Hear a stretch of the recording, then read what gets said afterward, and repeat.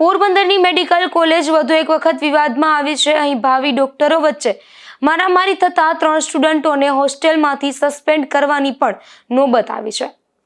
પોરબંદરની medical college અનેક વખત વિવાદોમાં આવી રહી છે, ત્યારે વધુ એક ચર્ચાસ્પદ વિવાદ સર્જાયો છે, જેમાં ખાનગી સૂત્રોમાંથી પ્રાપ્ત માહિતી મુજબ આ મેડિકલ કોલેજનું એન્યુઅલ ફંક્શન હતું, ત્યારે જમવા બાબતે અહીંના સેકન્ડ અને થર્ડ યરના સ્ટુડન્ટો એટલે કે ભાવિ ડોક્ટરો વચ્ચે ઉગ્ર બોલાચાલી થઈ હતી. ત્યારબાદ જુનિયર સ્ટુડન્ટોએ મળી સિનિયર સ્ટુડન્ટોને મેથી પાક ચખાડ્યો હતો.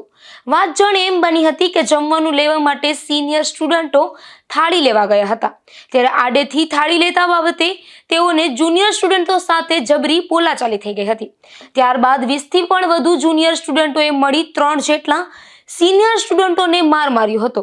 જો અહીંના સ્થાનિક સૂત્રોની વાત માનીએ તો આ વાત ડીન પાસે જતા ડીને માર ખાનાર જ 3 સ્ટુડન્ટોને 3 માસ માટે હોસ્ટેલમાંથી સસ્પેન્ડ કર્યા છે. આ મેડિકલ કોલેજ સામે અગાઉ ખરીદી સહિતની બાબતોમાં ભ્રષ્ટાચારના આક્ષેપો થયા હતા, તેમજ બીજી બાબતોમાં પણ મેડિકલ કોલેજ વિવાદમાં આવી હતી.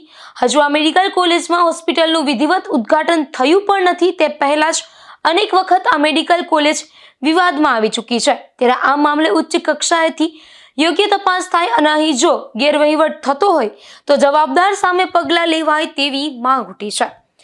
નિપુલ પોપટ સાથે અશોક થાનકી, ગુજરાત ન્યૂઝ, પોરબંદર.